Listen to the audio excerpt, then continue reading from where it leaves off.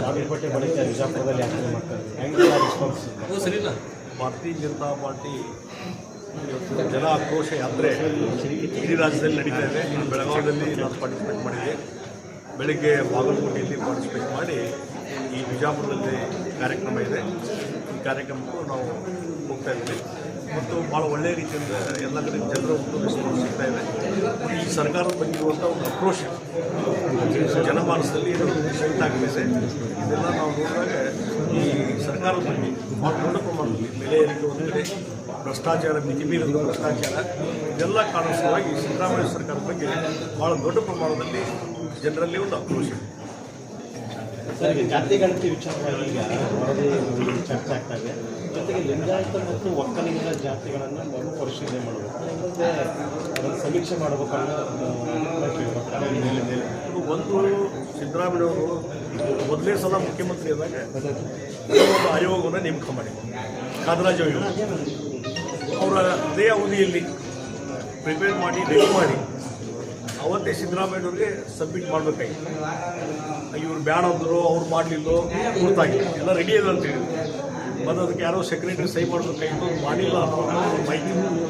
ಮತ್ತು ಆ ಹಿಂದಿನ ಎಲೆಕ್ಷನ್, ಆ ಸಂದರ್ಭದಲ್ಲಿ ಏನು ಎಲೆಕ್ಷನ್ಗಳಾಗಬೇಕು, ಆ ಸಂದರ್ಭದಲ್ಲಿ ಆ ವರದಿಯಲ್ಲಿರುವ ಕೆಲವು ಅಂಶಗಳು ಮಾಧ್ಯಮದ ಮುಖಾಂತರ ಲೀಕ್ ಆಗಿದೆ.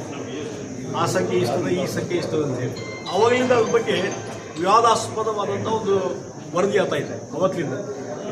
ನಾ ಇವತ್ತು ಸಿದ್ದರಾಮಯ್ಯ ಒಂದಕ್ಕೆ ಕೇಳುವಂಥದ್ದು, ಅವತ್ತು ನೀವು ಮೊದಲ ಬಾರಿಗೆ ಸಿ ಎಂ ಆದಾಗ ಆ ವರದಿ ನೀವೇ ಆಯೋಗ ಅಪಾಯಿಂಟ್ ಮಾಡಿದವರು, ನೀವು ರೆಡಿಯಾಗಿದ್ದು ನಿಮ್ಮ ಅವಧಿಯಲ್ಲಿ, ಆದಮೇಲೂ ಅದನ್ನು ನೀವು ಯಾಕೆ ಸ್ವೀಕಾರ ಮಾಡಲಿಲ್ಲ? ಸ್ವೀಕಾರ ಮಾಡಿ ಅದನ್ನು ಅವಾಗ ಬಹಿರಂಗ ಪಡ್ಬೋದಾಗಿತ್ತು, ಅವತ್ತು ಕ್ಯಾಬಿನೆಟ್ನಲ್ಲಿ ಇಡ್ಬೋದಾಗಿತ್ತು. ಈಗ ಎರಡನೇ ಬಾರಿ ಮತ್ತೆ ಮುಖ್ಯಮಂತ್ರಿ ಆಗುವ ಮುಖ್ಯಮಂತ್ರಿ 2 ವರ್ಷ ಆಯಿತು. ಅಷ್ಟರ ಒಳಗಾಗಿಯೇ ನೀವು ಅದನ್ನು ಸ್ವೀಕಾರ ಮಾಡಿ ಕ್ಯಾಬಿನೆಟ್ ತೆಗೆದುಕೊಂಡು ಹೋಗಿ ಸದನ ಮುಂದೆ ತರುವಂಥ ಕೆಲಸ ನೀವು ಮಾಡಬೇಕಾಗಿತ್ತು. ನೀವು ಅನುಷ್ಠಾನ ಮಾಡೋದನ್ನು ಮಾಡಬೇಕಾಗಿತ್ತು, ಅದನ್ನೂ ಮಾಡಲಿಲ್ಲ. ಅಂದರೆ ಒಂದೇನೋ ಒಂದು ದುರುದ್ದೇಶ, ಒಂದೇನೋ ಒಂದು ಷಡ್ಯಂತ್ರ ಇದರಲ್ಲಿ ಸಿದ್ದರಾಮಯ್ಯವರು ಅದನ್ನು ಹಗಲಲ್ಲಿ ಅದ್ರ ಬಗ್ಗೆ ವರದಿ ಬಗ್ಗೆ ಮಾತಾಡೋದು, ಬಿಡೋದು, ಮತ್ತೆ ಅದನ್ನು ಸ್ಟ್ಯಾಂಡಿಂಗ್ ಇಡುವುದು, ಇದೆಲ್ಲ ನೋಡಿದರೆ ಇದೇ ಒಂದು ಷಡ್ಯಂತ್ರ. ಏನಾದರೂ ಅವ್ರ ಮೇಲೆ ಆಪಾದನೆ ಬಂದಾಗ, ಅವ್ರ ಪಾರ್ಟಿಯಲ್ಲಿ ಏನೋ ಒಂದು ಗೊಂದಲ ನಿರ್ಮಾಣ ಆದಾಗ, ಅವ್ರ ಅಧಿಕಾರದಿಂದ ಇಳಿಯುವಂಥ ಪರಿಸ್ಥಿತಿ ನಿರ್ಮಾಣ ಆದಾಗ ಈ ರೀತಿ ಜನರ ಗಮನವನ್ನು ಬೇರೆ ಕಡೆ ಸೆಳೆಯುವಂಥ ಪ್ರಯತ್ನ ವಿಶೇಷವಾಗಿ ನಡೀತಾ ಇದೆ. ಆ ಹಿನ್ನೆಲೆಯಲ್ಲಿ ಮತ್ತು ಸಮಾಜವನ್ನು ಒಡೆಯುವಂಥ ಕೆಲಸ, ಇವತ್ತು ಲಿಂಗಾಯತ ಸಮಾಜವನ್ನು ಒಡೆಯುವಂಥದ್ದು, ಒಕ್ಕಲಿಗ ಸಮಾಜವನ್ನು ಒಡೆಯುವಂಥದ್ದು, SC/ST ಸಮಾಜವನ್ನು ಒಡೆಯುವಂಥದ್ದು, ಹಿಂದುಳಿದ ವರ್ಗದ ಸಮಾಜವನ್ನು ಒಡೆಯುವಂಥದ್ದು, ಮತ್ತು ಓವರಾಲ್ ಕೊನೆಗೆ ಅವ್ರದ್ದು ಪ್ರಪೋಸಲ್ ಏನಂತಂದರೆ ಅಲ್ಪಸಂಖ್ಯಾತರು ಮುಸ್ಲಿಂ ಕಮ್ಯುನಿಟಿ ಹೈಯೆಸ್ಟ್ ರಾಜ್ಯದಲ್ಲಿ ಇದ್ದಾರೆ ಎನ್ನುವಂಥದ್ದು ಆ ಮುಸ್ಲಿಮರನ್ನು ಪ್ರೊಜೆಕ್ಟ್ ಮಾಡಲಿಕ್ಕೆ ಇವರು ಹೊರಟಿದ್ದಾರೆ. ನೋಡಿ, ಅದು ಅಲ್ಲಿ ಇನ್ಫೈಟಿಂಗ್ ನಡೀತಾ ಇದೆ. ಇನ್ಫೈಟಿಂಗ್ ಕಾಂಗ್ರೆಸ್ನಲ್ಲಿ ಇನ್ಫೈಟಿಂಗ್ ನಡೀತಾ ಇದೆ. ಮುಖ್ಯಮಂತ್ರಿಗಳ ಅವಧಿ ಅದು ಮುಗಿಲಿಕ್ಕೆ ಬಂದಿದೆ. ಅದು ಅವ್ರು ಆದಮೇಲೆ ನಾ ಆಗಬೇಕಂತ DK ಶಿವಕುಮಾರ್ ಪ್ರಯತ್ನ ನಡೆದಿದೆ. ಇನ್ಫೈಟಿಂಗ್ ಏನು ನಡೆದಿದೆ, ಪ್ರಾಕ್ಸಿ ವಾರ್ ನಡೀತಾ ಇದೆ. ಮುಖ್ಯಮಂತ್ರಿಗಳು ಅದು ಅವಧಿಯನ್ನು ಮುಗಿಸ್ಬೇಕಂತ ಹೇಳಿ ಅವ್ರು ಕೆಲವು ಮಂತ್ರಿಗಳು ವಿಶೇಷ ಲಾಬಿ ಮಾಡ್ತಾ ಇದ್ದಾರೆ.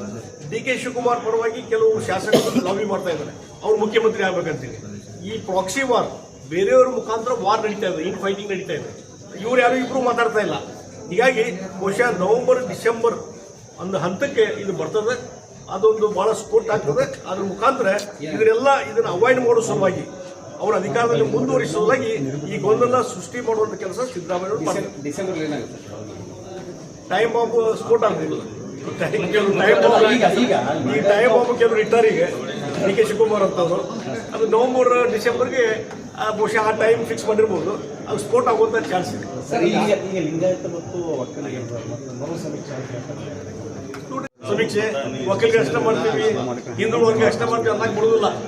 ಅದು ಸೈಂಟಿಫಿಕ್ ಇಲ್ಲಲ್ಲ, ವೈಜ್ಞಾನಿಕವಾದಂಥ ಸಮೀಕ್ಷೆ ಆಗಲೇ ಇಲ್ಲ. ಇವತ್ತು ಬೇಕಾದ್ರೆ ನಮ್ಮನ್ನು ಹಿಡ್ಕೊಂಡು ಎಲ್ಲರೂ ಕೇಳ್ರಿ, ಅವ್ರ ಆತ್ಮ ಕೇಳ್ರಿ, ಯಾರು ನಿಮ್ಮ ಮನೆಗೆ ಬಂದು ಸಮೀಕ್ಷೆ ಮಾಡೋದಂದ್ರೆ ಇಲ್ಲ ಅಂತಾರೆ. ಆನ್ಸರ್ ಏನಂದ್ರೆ ಇಲ್ಲ.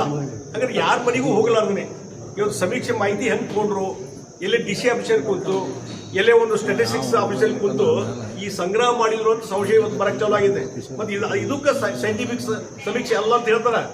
ಹೀಗಾಗಿ ಆ ಹಿನ್ನೆಲೆ ಇಟ್ಕೊಂಡು ಒಂದು ವೈಜ್ಞಾನಿಕ ಮತ್ತು ಬೇಸಿಕ್ ಆಗಿ ಈ ಸೆನ್ಸಸ್ ಮಾಡುವಂಥದ್ದು, ಜಾತಿಗಳ ಬಗ್ಗೆ ಸಮೀಕ್ಷೆ ಮಾಡುವಂಥದ್ದು ಅಧಿಕಾರ ಇರುವುದು ಕೇವಲ ಗೌರ್ಮೆಂಟ್ ಆಫ್ ಇಂಡಿಯಾಗೆ ಮಾತ್ರ.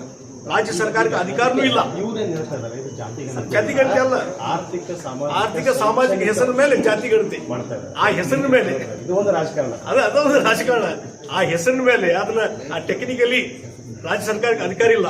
ಆ ಟೆಕ್ನಿಕಲಿ ಅವಾಯ್ಡ್ ಮಾಡೋ ಸಲುವಾಗಿ ಇವರು ಆ ರೀತಿಯಾದಂತಹ ಹೆಸರು ಇರುವ ಮುಖಾಂತರ ಸಮೀಕ್ಷೆ ಮಾಡಿದ್ರು. ಓಕೆ, ಅದಾದ್ಮೇಲೂ ಸದ್ಯಕ್ಕೆ ಸೈಂಟಿಫಿಕ್ ಮಾಡಿದ್ರು ಅದು ಆಗ್ಲಿಲ್ಲ. ಇದು ಪರಿಸ್ಥಿತಿ, ವಸ್ತುಸ್ಥಿತಿ. ಏನಂದ್ರೆ ಇದು ಮೊದಲಿಂದು ಅವ್ರಿಗೇನಂದ್ರೆ ಅಫೇಜ್ಮೆಂಟ್ ಪೊಲಿಟಿಕ್ಸ್. ಈ ಅಫೇಜ್ಮೆಂಟ್ ಪೊಲಿಟಿಕ್ಸ್ ಮುಖಾಂತರ ಮುಸ್ಲಿಂ ವಲಯಕ್ಕೆ ಮುಖಾಂತರ ಈಗ ನೋಡಿ ವಕಫ್ ಕಾಯ್ದೆ ಬಂತು. ವಕಫ್ ಕಾಯ್ದೆ ಬಂದ ಮೇಲೆ ಸಿದ್ದರಾಮಯ್ಯ ಸ್ಟೇಟ್ಮೆಂಟ್ ಕೊಟ್ಟರು. ಪಾರ್ಲಿಮೆಂಟಲ್ಲಿ ಪಾಸ್ ಆಗಿದೆ, ರಾಜ್ಯಸಭೆಯಲ್ಲಿ ಪಾಸ್ ಆಗಿದೆ. ಎಲ್ಲ ಆದ್ಮೇಲೂ ಸದ್ಯಕ್ಕೆ ಇವತ್ತು ಅದನ್ನು ನಾವು ಇಂಪ್ಲಿಮೆಂಟ್ ಮಾಡುದಿಲ್ಲ ಅಂತ ಹೇಳಿ ಸಿದ್ದರಾಮಯ್ಯ ಹೇಳ್ತಾರೆ. ಅದನ್ನ ಇಂಪ್ಲಿಮೆಂಟ್ ಮಾಡೋದಕ್ಕೆ ಮಮತಾ ಬ್ಯಾನರ್ಜಿ ಹೇಳ್ತಾರೆ, ಸ್ಟಾಲಿನ್ ಹೇಳ್ತಾರೆ. ಅಂದ್ರೆ ಇವರೇನು ಪಾಕಿಸ್ತಾನದಲ್ಲಿ ಇದ್ದಾರೆ ಇವರು? ಏನು ನಮ್ಮ ದೇಶದಲ್ಲಿ ಇದ್ದಾರೆ? ನೀವು ಸಂವಿಧಾನ ಡಾಕ್ಟರ್ ಬಾಬಾ ಸಾಹೇಬ್ ಅಂಬೇಡ್ಕರ್ ಏನು ಬರೆದಂತ ಸಂವಿಧಾನ ಇದೆ, ಒಂದ್ಸಲ ಪಾರ್ಲಿಮೆಂಟ್ ಅದೇ ದೊಡ್ಡದಾದಂತ ಒಂದು ಇದು ಪಾರ್ಲಿಮೆಂಟ್ ನಮ್ಮ ದೇಶದ್ದು. ಅಲ್ಲೇನು ಲಾ ಪಾಸ್ ಆಗ್ತದೆ, it is binding on everybody. ಎಲ್ಲರ ಮೇಲೆ ಬೈಂಡಿಂಗ್ ಇದ್ದಂತ ಕಾನೂನನ್ನ ಇವತ್ತು ನಾವು ಇಂಪ್ಲಿಮೆಂಟ್ ಮಾಡುದಿಲ್ಲ ಅಂದ್ರೆ ಹಾಗೆ ನೀವು ರಾಜ್ಯದ ಮುಖ್ಯಮಂತ್ರಿಯಾಗಿ ಮುಂದುವರಿಲಿಕ್ಕೆ ನಿಮಗೆ ನೈತಿಕತೆ ಮತ್ತು ಕಾನೂನುಬದ್ಧ ಹಕ್ಕ ಇಲ್ಲ. ನಿಮಗೆ ಕರೆಯೋದು ನಿಮ್ಮ ಸರ್ಕಾರಗಳನ್ನ ವಿಸರ್ಜನೆ ಮಾಡಬೇಕಾಗತ್ತೆ. ಯಾವುದೇ ಕಾನೂನು ನಾವು ಕೇಂದ್ರ ಸರ್ಕಾರ ಕಾನೂನನ್ನ ಅನುಷ್ಠಾನ ಮಾಡುದಿಲ್ಲ ಅಂತಂದ್ರೆ ದಟ್ ಈಸ್ ಸಫಿಷಿಯಂಟ್ ಆ ಸರ್ಕಾರವನ್ನ ಕೆಳಗಿಳಿಸಲಿಕ್ಕೆ. ಹೀಗಾಗಿ ಸಂವಿಧಾನ ಬಾಹಿರವಾಗಿ ಸಂವಿಧಾನದ ಬಗ್ಗೆ ಬಹಳಷ್ಟು ಮಾತಾಡ್ತಾರೆ, ಆದ್ರೆ ಸಂವಿಧಾನ ಬಾಹಿರವಾಗಿ ಎಲ್ಲ ನಡ್ಕೊತಿದ್ದಾರೆ.